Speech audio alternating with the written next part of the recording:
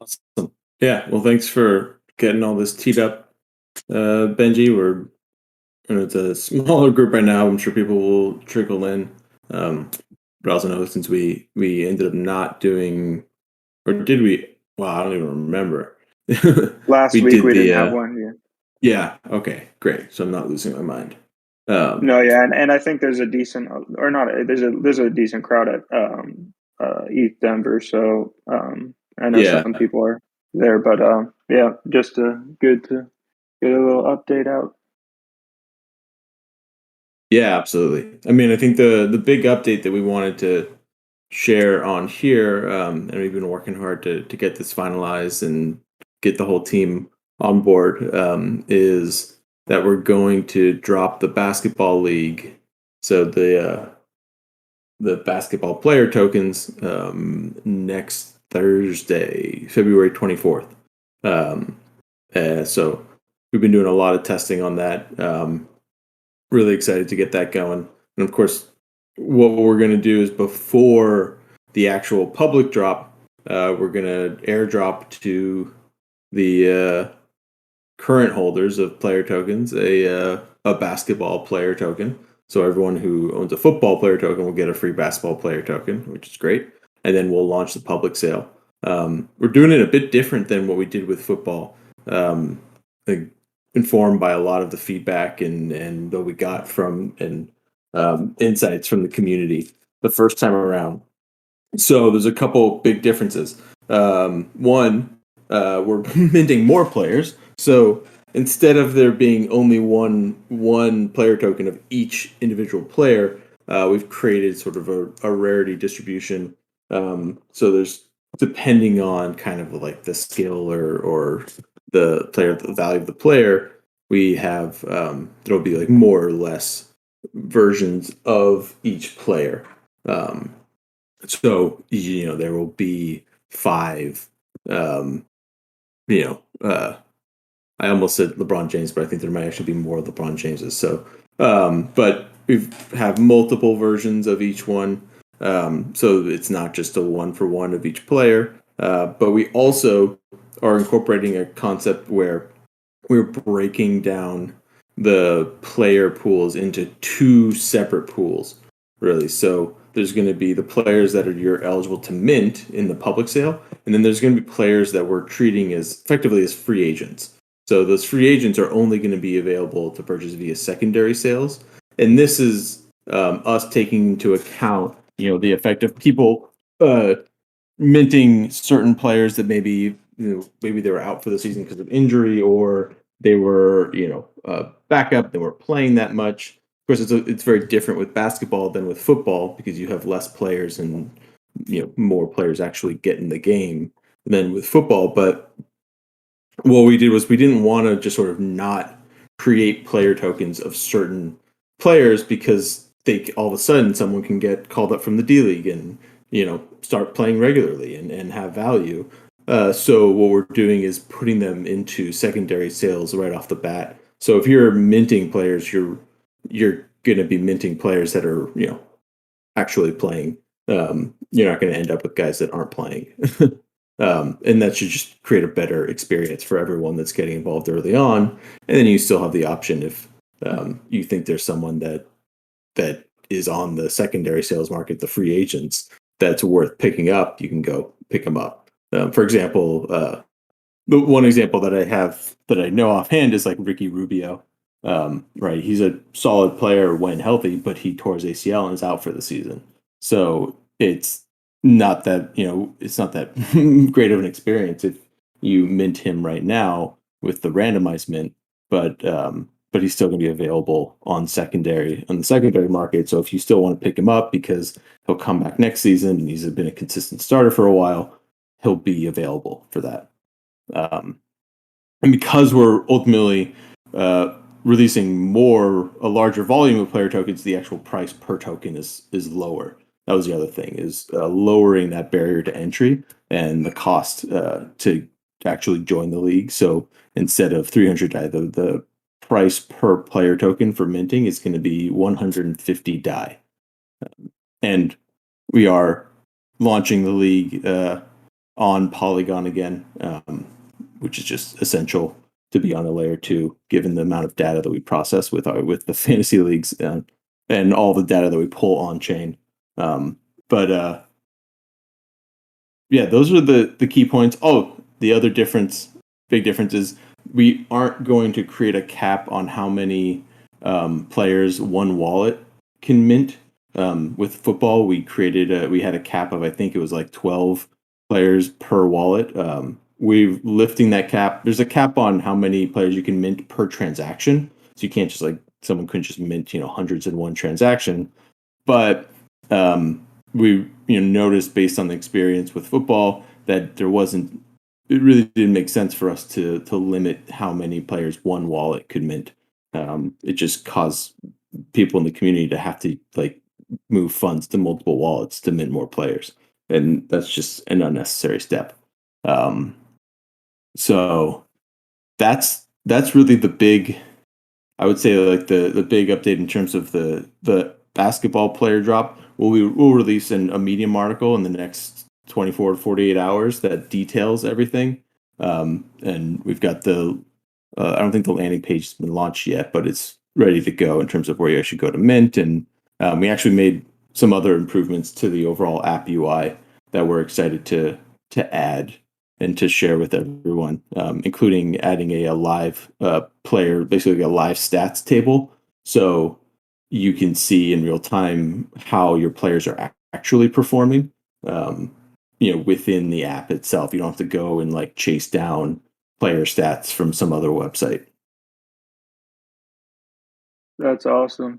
And just to follow up on the players per wallet, is it going to be the same amount for your team, like 12 players or 11 players, or have we not finalized that? Yeah, so there's still a cap on how many players you can stake at any one point.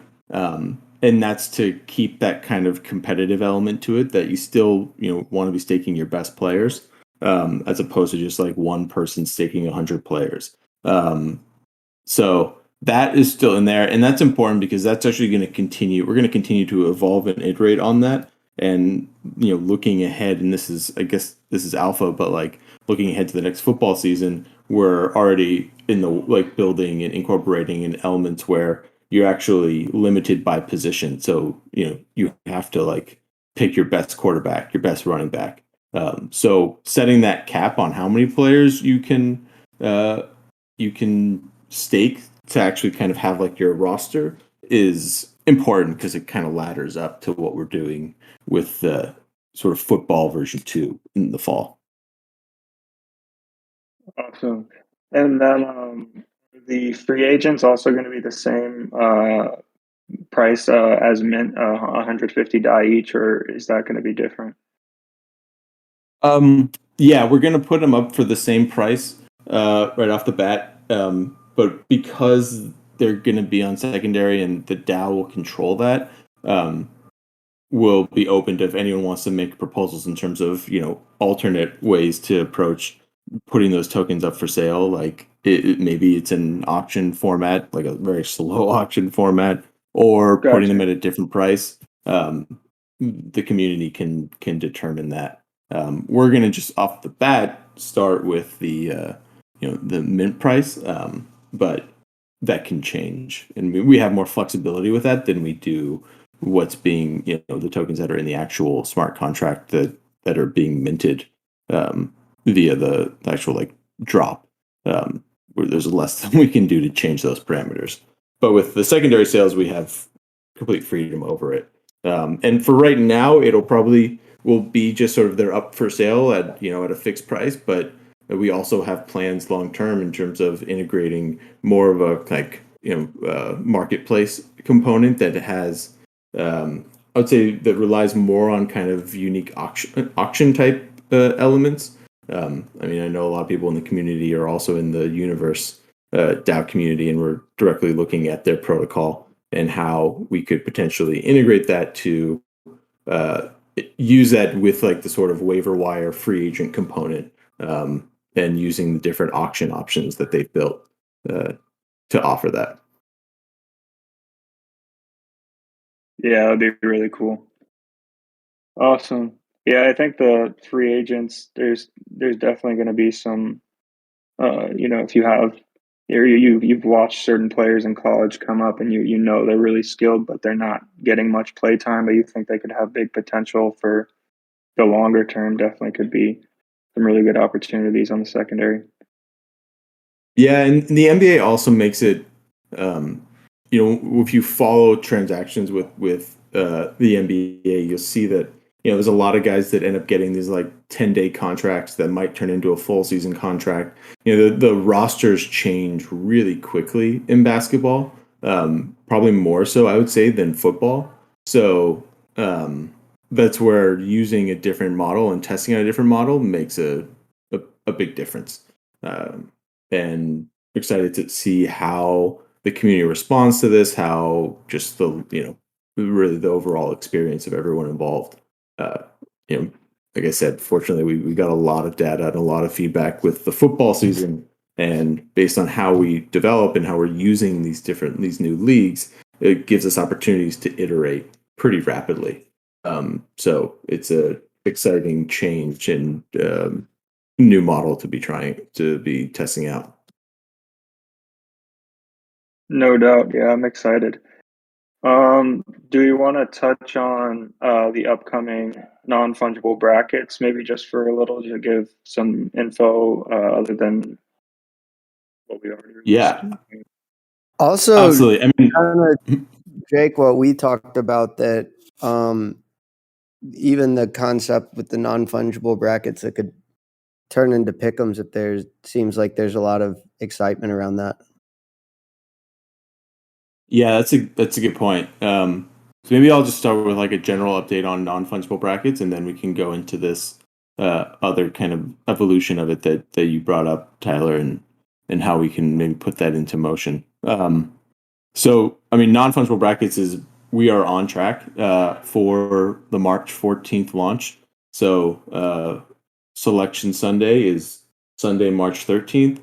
So, we've set our target for March 14th, once the tournament's been set, that people can begin to mint their brackets and make your picks and all that sort of stuff. So, we've been working really aggressively to what's for me, it's exciting. For our devs, they probably have another word for it. But unlike other NFT drops where you or product launches where you kind of have a moving calendar and you have more flexibility, and we don't have that for the NCAA tournament, right? Like we have a very limited window to launch this and to actually like hit that target. So it's gonna launch on March 14th. We everything is on track. We got we got our reports back from the smart contract auditors, and everything's looking good there. So that's a big boost to us hitting that milestone, because we don't have any critical things that we have to go back and make changes to. So that's exciting, and the UI is looking great. I mean, if you've ever filled out a March Madness like bracket before, or a tournament bracket before, this is going to feel just like that. And I think we deal with so many hurdles in like the Web3 world with UI, and I'm really excited to release this UI because I think it just feels natural. You can actually go fill out your bracket, as long as you don't clear your cache. Your browser will save your bracket, and you can come back and make edits to it and then mint it. So you don't have to like make all the picks and mint at the same session. Um, so I think it is going to it's going to feel good to fill out a bracket. And if you don't know anything about college basketball, you have the option to just pick a randomized bracket too. But so that's all on track. Really excited about that. We are putting a lot of energy and work into our marketing strategy and plan for non-fungible brackets, and specifically looking at some strategic partnerships, and with communities that we have relationships and crossover with. Also looking at getting some more influential people that are part of the community, not just like going and paying influencers, because that doesn't do anything. But getting people to, maybe record some videos of them filling out their bracket, and doing demos and that sort of stuff. So I think we've got a lot that we're working on, and I think it's going to be March is going to be an exciting month for us because it's going to be a great opportunity. I really don't know of any other project in this ecosystem that has built anything close to this and is creating this experience. So it's open for a lot of the Web3 community to come in and participate. So I think it's going to be a huge one for us. Yeah, I think the brackets are going to be one for the NCAA tournament, but also for future events or tournaments. You could do a bunch with that type of tech for the minting the NFTs as a bracket. And if you just wanted to touch on like how it differs from a regular bracket and why tokenizing the bracket is beneficial, because of some of the listeners may not know what you can do with the brackets, and for anyone listening after, I think it would just be good to touch on that. Yeah, great point, Benji. So there's a few key differentiators. I mean, one, when you submit your bracket, right, it's minted as an NFT, so you own your bracket and can do whatever you want with it. You can give it to someone else. You can go and, if you happen to pick, Boise State and they make a run, you can turn around and sell that bracket on secondary market. Someone might decide it's worth it to buy up a bracket that has, that has a better chance of winning the prize. And then all of the scoring and like the leaderboard and ranking components are handled via the smart contract and the oracles that we built. So it is decentralized, right? You're not relying on like a human going and making updates and, determining the scores and points. So it creates, it takes the trust element out of it, right? I think the big thing we always look at is any sort of industry that relies on trust is ripe for decentralization because we can make it trustless. Fantasy sports is a big one when it comes to that. And then also the actual prize / like reward, how it's broken down is the top 400 brackets are going to win some piece of the prize pool. So the distribution of those rewards also handled via the smart contracts. So you don't have to chase down someone for your share of the prize, or deal with hurdles that make it difficult for that. And that's a big component right there. So there's a lot. Those are the key features that I would say in terms of why we've tokenized it. And I think that also is just going to create the overall experience, create a much better overall experience than kind of going to like ESPN, filling out a bracket, and then you're like, don't really know what happens, right? And it's, you can follow your bracket, but it's still a bit of a black hole. So, and with the UI we've built, there's a leaderboard component, so you can go, after each round and see where in the rankings your brackets are, what the scores are, all that sort of stuff. So, we've added those kind of those components that make it a little bit more interactive than, and I glanced over it, but maybe Tyler, if you might want to give this update, because it was an idea that you initially proposed. But also, by tokenizing the brackets, we've created an element where you actually can change and update your bracket mid-tournament, which is something that no other platform does. So what you're able to do is go. Yeah, it's like more dynamic. Yeah. So like one of the things about like March Madness is like, I mean, everybody just kind of originally fills out a bracket and like you don't really know what you're doing. I mean, like even like coaches, I don't think could actually fill out brackets if they're following everything.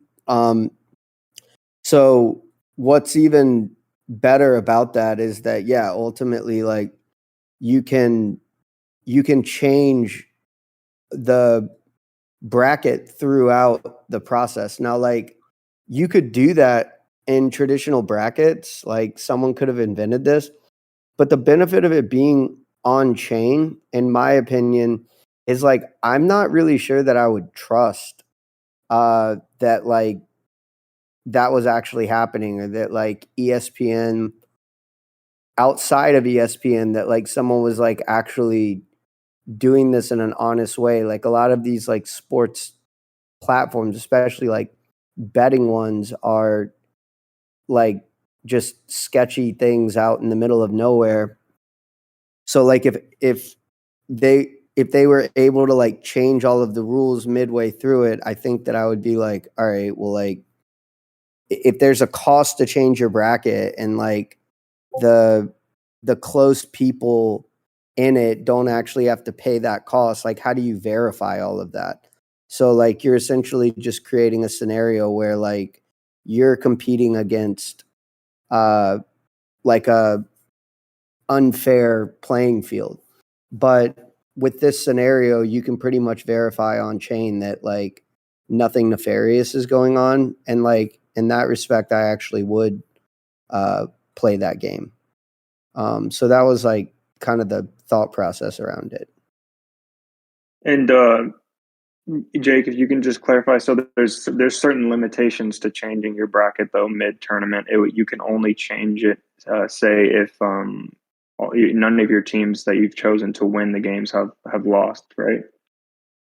Yeah, so you can't, like, if you pick a team and they lose in, the first round, you can't then go and change your bracket to have them winning, right? Once a team loses, they're locked, right? You can't go and alter that part of your bracket, but you can update it so that if let's say I guess like Tyler mentioned, like, no matter what, like there's so many teams that none of us will watch until the tournament. So we might look at when we're filling out a bracket and be like, okay, I'm going to pick like, VCU to go to the Elite Eight. Great. And then you actually watch them play and realize, oh, wow, they're actually a lot better than I thought they were. And, Duke is not as good as I thought it was. I want to change my pick so I have VCU going to the Final Four. That it allows you to kind of change the components or the elements of your bracket, but it doesn't take away like the core game, right? You still have to be picking the winning teams. You can't just go and change that.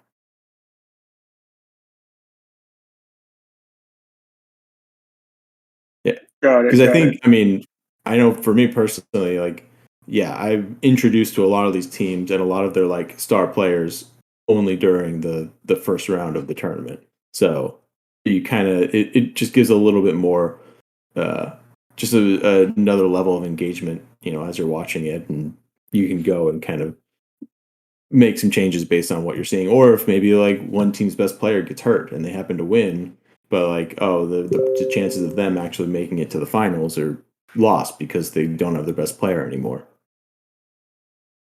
Yeah, for sure. Yeah, I think it adds some new components for sure. Gaming. It's like dynamic brackets. Yeah. Yeah.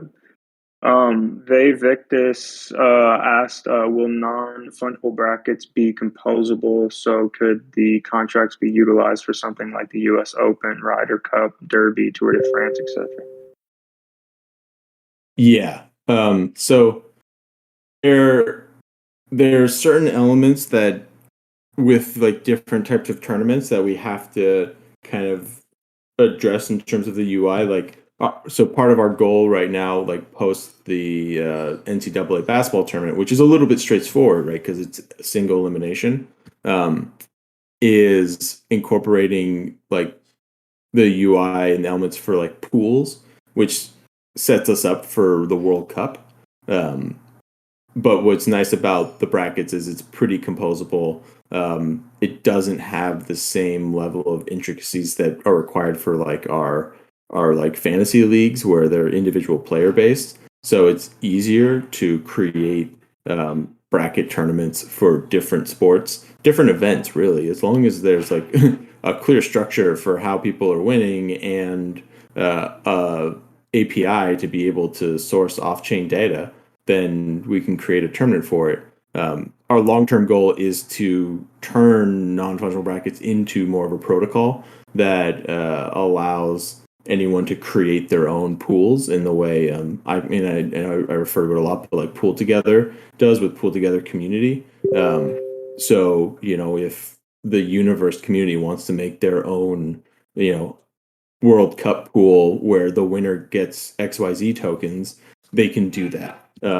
That's our long-term plan for it, and making it something open, so that way you can have these bigger pools that we might be sponsoring and setting up, but you can also have smaller pools that individual communities are setting up, or just groups of friends or offices or whatnot. But they're still utilizing the core protocol that we built.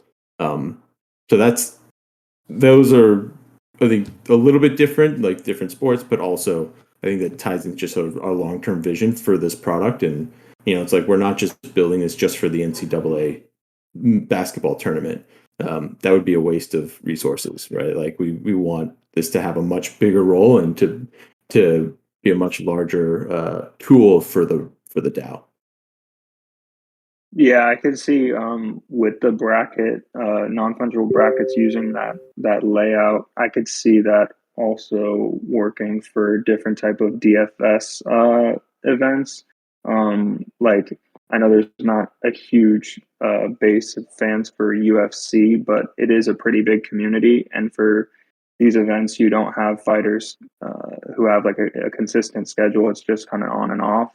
But you could have it where you mint your team of fighters per event, and you have a set salary or something, and you mint it as a bracket or just like as a team, but using the same tech. I could see that being really cool, but pretty much for a bunch of different types of sports too, and even like esports, like has been mentioned in the past. But yeah, I think it's really exciting. No, I mean, I think you bringing up DFS is a really good point because, right, it's another sort of, this opens up a whole other level of kind of like gameplay that, in terms of like the fantasy experience, that is maybe a little bit more suited for people that aren't, don't have the time to like analyze each individual like running back, right?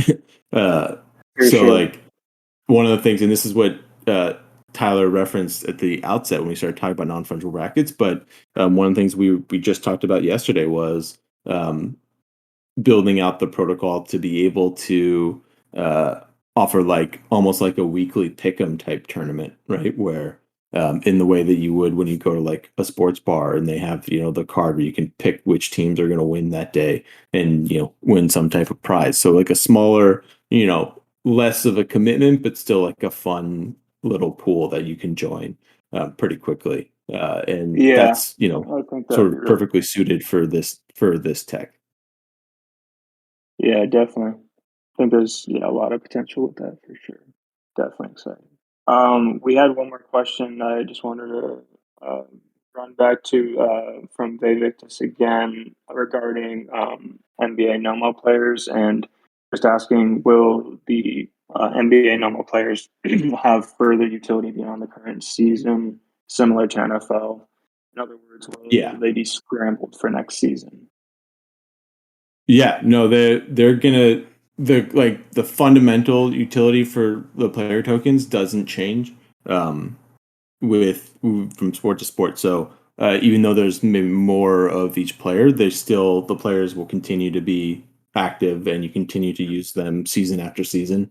And this is of course important because that leads into a key piece of the fantasy league, the sort of like reward pool components that we developed, which is right our ultrasound play to earn, where the yield on the reward pool is going to continue to grow year after year, and so what you're earning from your players, like what you're competing for, actually will get bigger and bigger season after season, and at a certain point, it's going to 10 years from now it'll be massive, and that the only reason we developed that was because that's needed to support this like never-ending ultimate keeper league, and that goes for football, basketball, hockey, soccer when we launched that in August. So that's a key component of all of these leagues, is the sort of ultimate keeper element.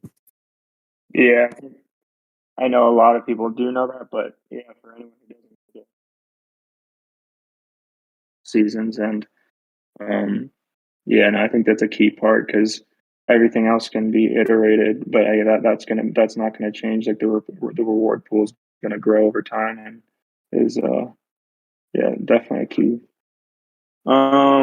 We had another question from Brandon. How do you see potential future funding working with these kinds of DAOs? Like from a VC, what would be the process? Wait, let me look at that question just to make sure I understand it right. Yeah, it's in the AMA questions now. I don't know if you want to if Brandon, if you want to jump up to maybe add some color to your question. Are you saying in terms of like funding for LeagueDAO, the DAO, or funding for specific protocols that the DAO is building?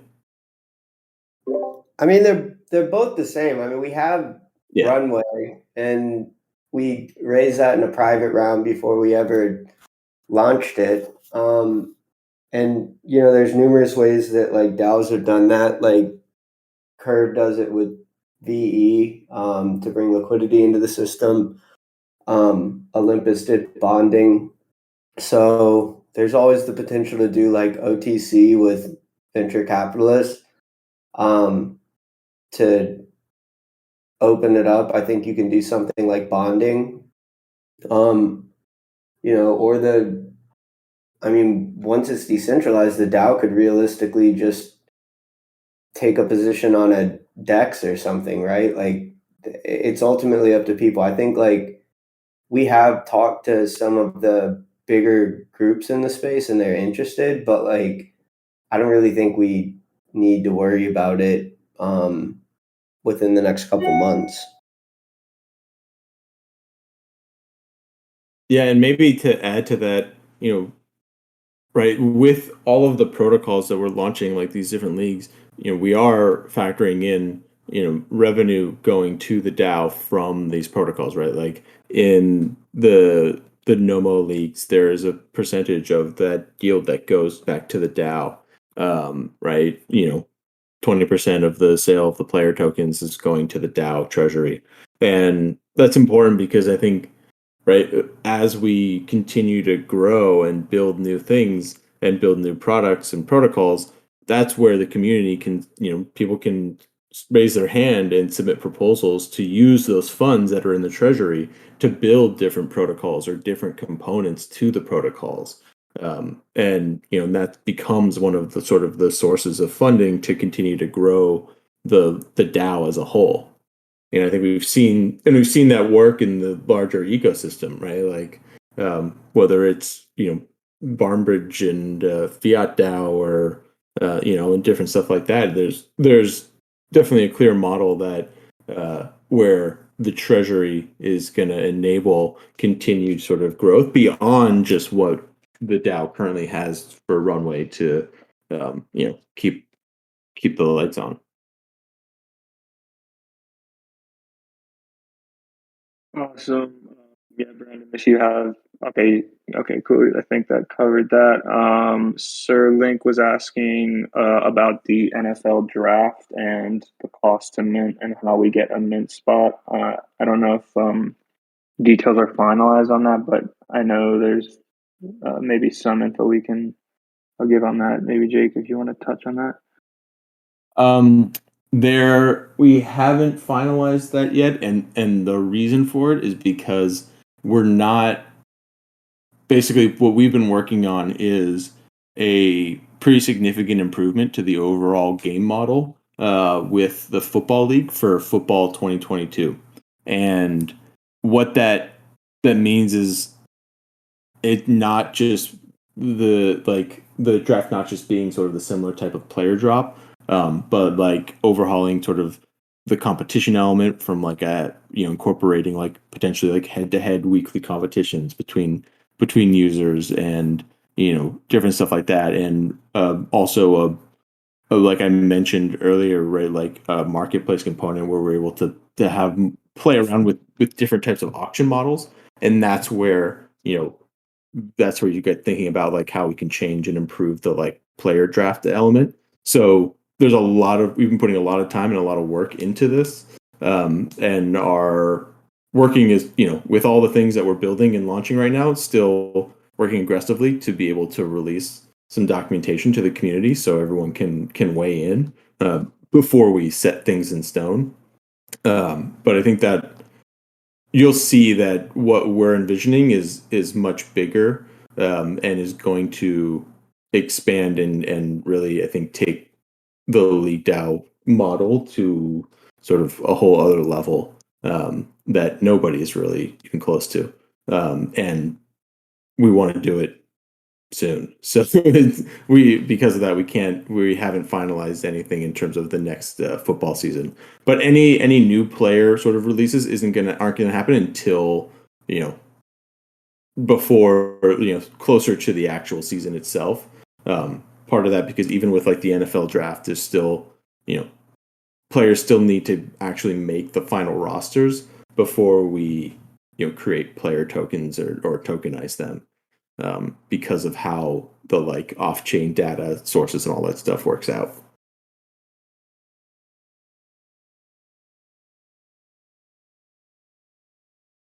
I also Sterling had a question about some of our initial seed investors. You can actually see that on the website. There's a contributors page, and there's a list of them. I mean, I think there's over 60, and it's all there. And it might be a little unclear because we refer to them as contributors to the DAO as opposed to just saying a list of investors, but it's all there, and so you can look and see the names of who was a part of that. Sounds good. And then we had a question, Nate, if you want to just possibly talk about what's going on with crypto fantasy and some of the updates on your end regarding V2 and maybe new features and how things are going. Yeah, with the NFL season over, our focus is now on building all these V2 features that we have, and no big updates since the last AMA on that. We're planning on doing the start sit functionality and the scrambling format. So the big difference is, just for anyone who wasn't around the last time when we discussed this, are right now your NFT is almost like a lottery ticket, and you get 8 players that are all scored every week. But for V2, you're gonna have more players. We're thinking somewhere around 13 right now, and you're still only gonna have 8 scored, and so you're gonna be able to choose of the 13 every week which ones you want to play. So it has a lot more similarities to kind of standard fantasy sports and football that you usually play. And then also we've introduced the idea of scrambling or morphing, which we are taking from the polymorph collection. And so you'll be able to spend some amount of league, which every time you do this, it'll increase so that you can't just make a super team very easily, in order to say, hey, I want to change 1, 2, 3, any amount, including all of them, of your players for other players in the community pool of all the players, and that's a pool that will also be keeping up to date. And so one of the big issues that we had this season with V1 was there was just a lot of players who got injured midway through, or didn't get a lot of playing time for one reason or another, and people didn't like that. And so we're going to be able to make sure that list is always up to date with people who are actually playing all the time.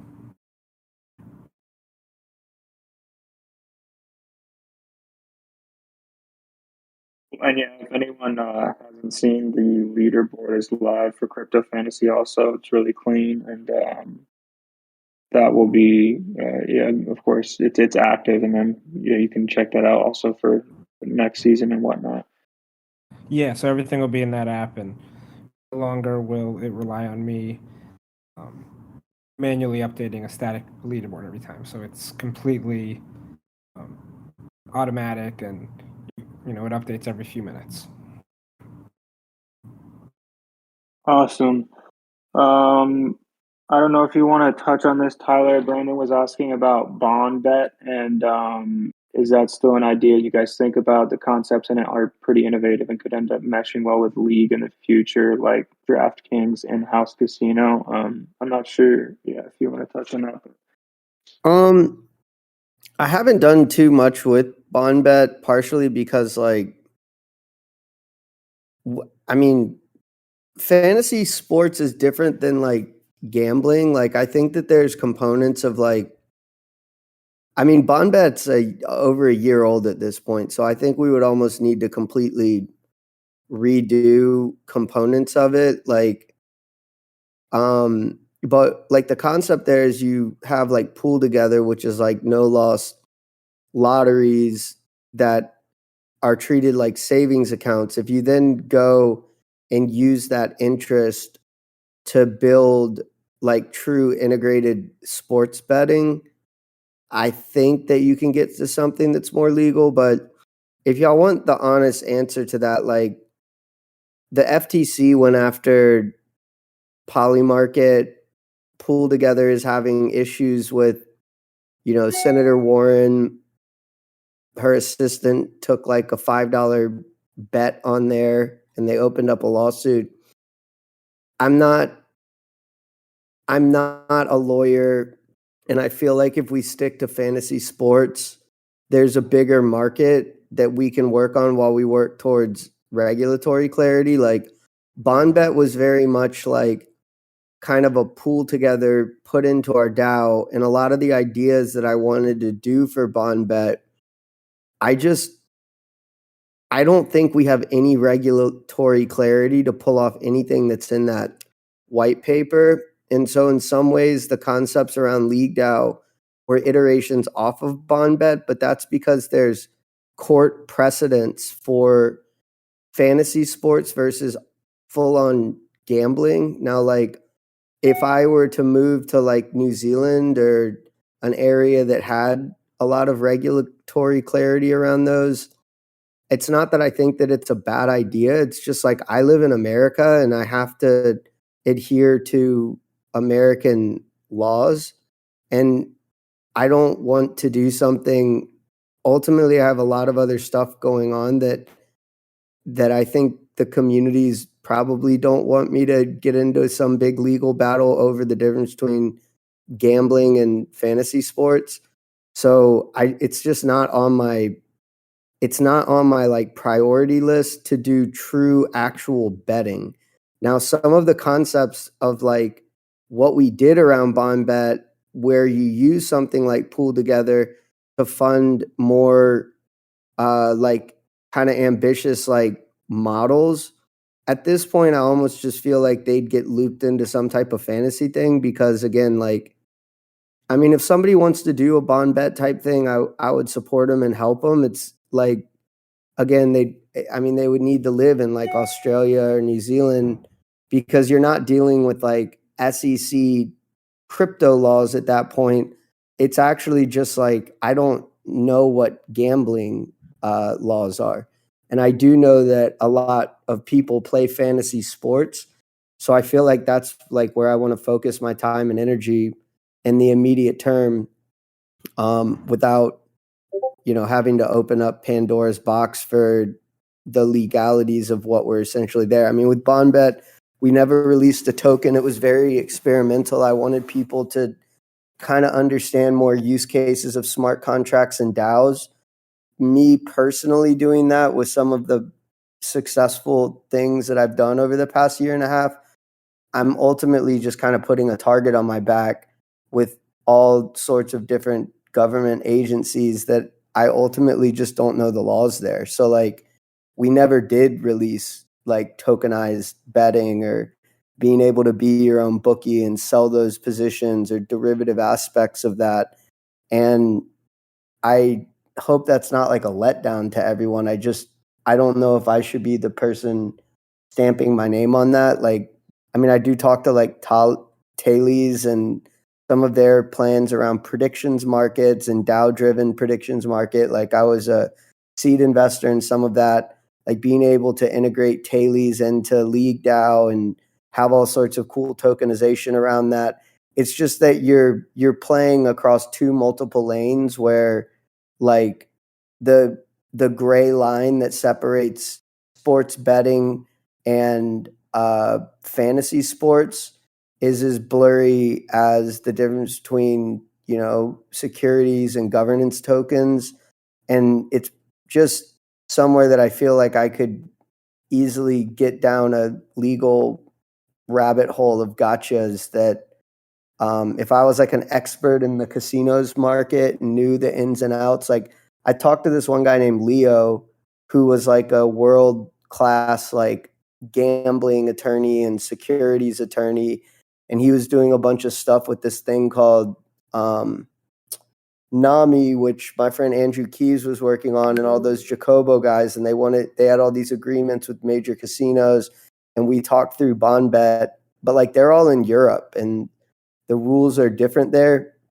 I just couldn't really find an area that I felt comfortable, and ultimately like it's an opportunity. I think that someone internationally will and should go after it. I'm just not sure that me being Tyler Ward is the one that should be pushing forward that type of thing, which was one of the reasons it kind of fell by the wayside. But LeagueDAO was an opportunity that I could get into tokenized fantasy sports, get to enjoy some of the distractions of football and like my love of sports without having to get into gambling.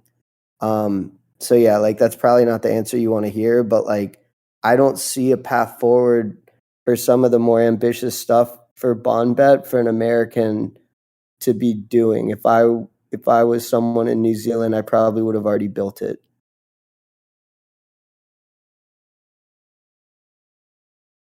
Got you. Yeah, and I think that the DFS, like that concept and other things like that, could also correlate back to like, it's still fantasy, but it offers like a more more periodic events and like smaller things that you can get into where it's not as long term for fantasy. Like if you didn't want to do a traditional full long football season, you just wanted to participate in say like the March Madness brackets that are coming up, more things like that will offer more opportunities for people to just get involved with different sports that you know that they're interested in or want to play with.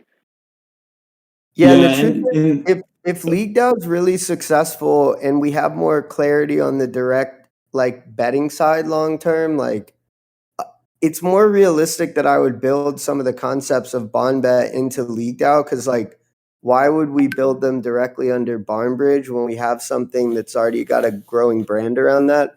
But like I just don't see there being clarity on that anytime for a US participant in the next like 2 or 3 years to do, where like there is a path forward for us to focus on fantasy. And so in the same way that like DraftKings has done very well in the United States, like there isn't an online, like Bet65 isn't in the US, like Bodog was never in the US, Bovada's not in the US, MyBookie's not in the US. There's a reason for that, right? Like it's not that it's internationally illegal. It's not that it's anything sketchy. I'm not encouraging someone to do something that's not in America. But like if you live in Ireland or New Zealand, you can download an app on your phone and bet on sports. You can't do that in the US, right? But you can play fantasy sports. So it's more of a me thing. Like I think someone could build this somewhere else, but me putting my name on it, there's a reason that I kind of let it fall by the wayside. Yeah, and that's like it also gets, you know, I think one of the components also is just time too. Like you are seeing changes in like sports betting in laws on a state by state level. And that's part of also what makes it tough with the US is that a lot of betting and gambling is state by state, separate from even just like federal stuff. So you'd have to navigate each state, but you know, there's a lot of movement happening in that space in the actually like in the legislative side of things. So who knows? We could be having a different conversation 2 years from now. But I think to Tyler's point, it's like the key for us is focusing on, the key component with fantasy being like skill based, right? And focusing on that. And that's where we've sort of hung our hat. That's where our legal counsel has supported us. So we're going to keep working in that lane. And, it could be that, someone in the community or in Europe where things are a little bit different, right? Because we are a DAO first entity. Maybe it's a team there putting in a proposal to build something out, that's in a different country, and that's a different element, right? But where we are today, I think we're focusing more on the like fantasy skill based type games. Yeah, I mean, ultimately, like it's a DAO. So if somebody like the smart contracts themselves aren't the problem, right? They're permissionless smart contracts that can run anywhere. And it's who's running the interface, right? And so like we'd probably have to block like a lot of US states, but the bigger thing is you're kind of crossing over two different areas that are of high regulatory scrutiny. And I think that is why Polymarket and Pool Together are being looked at. Fantasy sports, it's more of a skill-based game, like play to earn. It's not direct betting.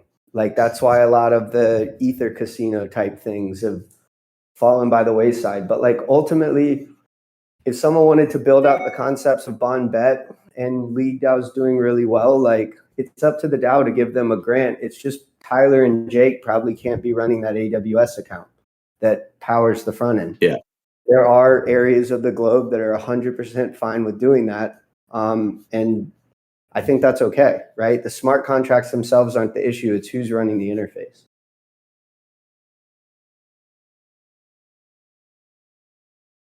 But it was great question though, because I think a lot of like Tyler mentioned, I think a lot of this sort of early ruminations around LeagueDAO did sort of emerge from that bond bet. I mean, I know it was a little bit. The Barnbridge community pool on.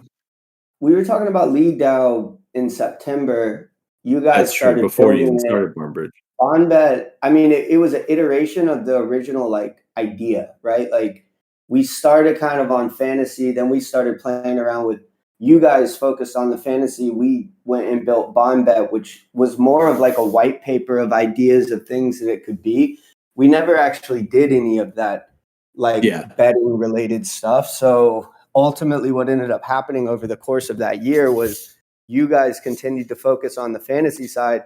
I mean, I viewed fantasy and betting kind of the same. Like I didn't know the legalities of betting versus fantasy, but like Jake is an attorney by trade, a licensing attorney. So he did find ways. There also was the issue with, I didn't know how licensing worked. And like, do I have to get the NFL like permission to use like Tom Brady's name? So like Jake found a path forward for us to be able to push something on like our love of sports side that was completely away from any of the developments that happened with BondBet. But like we were talking about that in September 2020 of using NFTs to do tokenized fantasy sports. We kind of played around with then I go off in November, December, and January and kind of build this interface with this like thesis of how you could do it for sports betting and be your own bookie with like tokenized risk. And then I think Jake was the one that found a legal path forward that was not, it wasn't what BondBet was. So I don't want to make it sound like we went and built this because of the idea of BondBet. It's actually the opposite. BondBet was kind of an iteration of some of the original ideas that me and Santiago and Jake were talking about with fantasy sports, and they just pushed it forward. And then when we started like the kind of league and all these celebrities were involved, then it was a launch platform to do all this other stuff with. Yeah, I guess I'd say I referenced BondBet because it was more the community pool and Pool Together. Because there's a lot of similarities in the Nomo leagues, and when you look at sort of Pool Together and how that model was built. And I mean, my first bond bags came from winning one of the Barnbridge community pools, and that was like my first introduction to Pool Together too. So for me personally, that like tied a lot of interesting ideas together.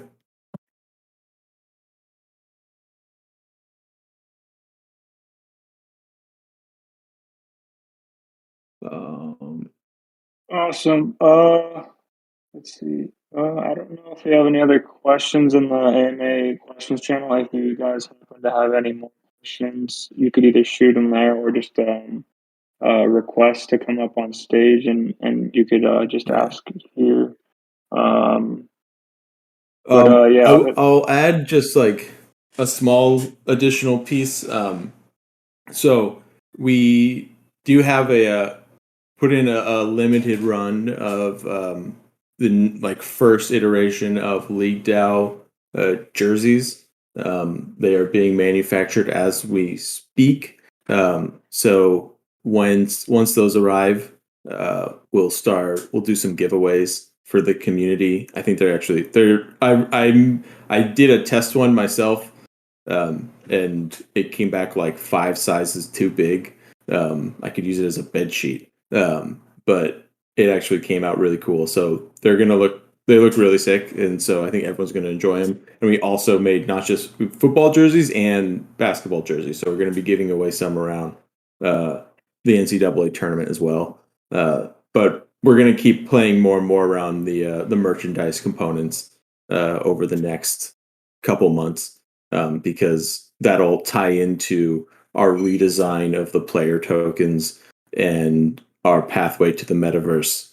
So that's just like a big brain explosion of information, but it's going to be really sick. So just putting that on your radar. And then we're also had a conversation with community that is doing a March, like a NCAA tournament watch party in Las Vegas, one of the days of the tournament, and talking about co-hosting that or sort of co-sponsoring that event. So if one's still waiting on a little bit of information from them about it to decide whether or not we want to confirm it, but if we lock it in, we'll of course share it with everyone. So anyone in the community that happens to be around can come and hang out. I think they just booked, like they bought out a Top Golf for like a day. And if that's the case, I'm definitely going to be there. But we'll share some updates on that too. And then, I think those are just like the other kind of like side fun things I wanted to mention. Yeah, I need some LeagueDAO merch for sure. Yeah, it's a shame we didn't have it in time for the Super Bowl, but global shipping and it's just a mess right now. But so that's going to be cool. And then, like I said, we'll be releasing. Our goal is pretty soon. I think it'll happen before non-fungible brackets launches. That's our goal. But our goal is to release more documentation around what is effectively Fantasy Football 2022, what we've been calling the North Star League, to release that pretty soon, so everyone can start to weigh in. We'll make sure to set it up in the forum as well, so everyone can actually weigh in on different components and features. It's also the type of thing where it might make sense, probably make sense for us to create some working groups with the community to help kind of flesh out some of the components to it as well. So stay tuned for that.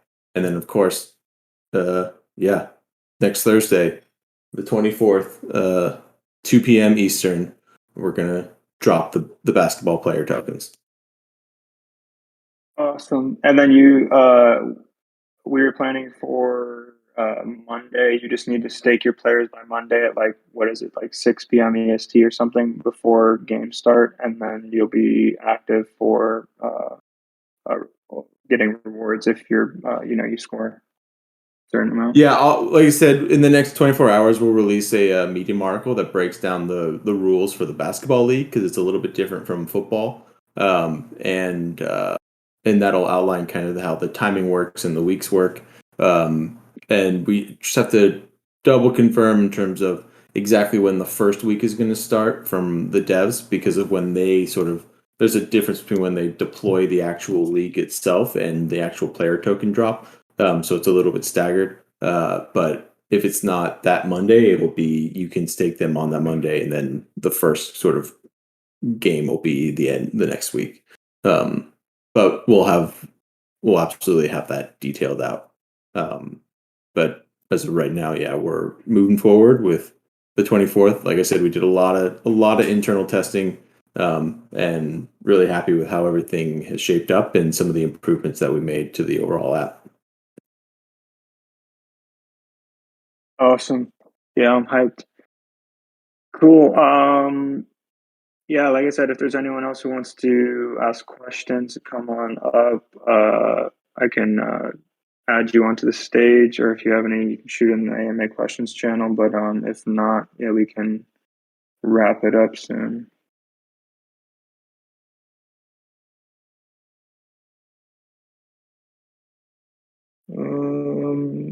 I don't know, but Yeah, I did notice the single most important person in the like universe Barmbridge LeagueDAO ecosystem just jumped on, the Pavlo, the legend, who keeps us all running.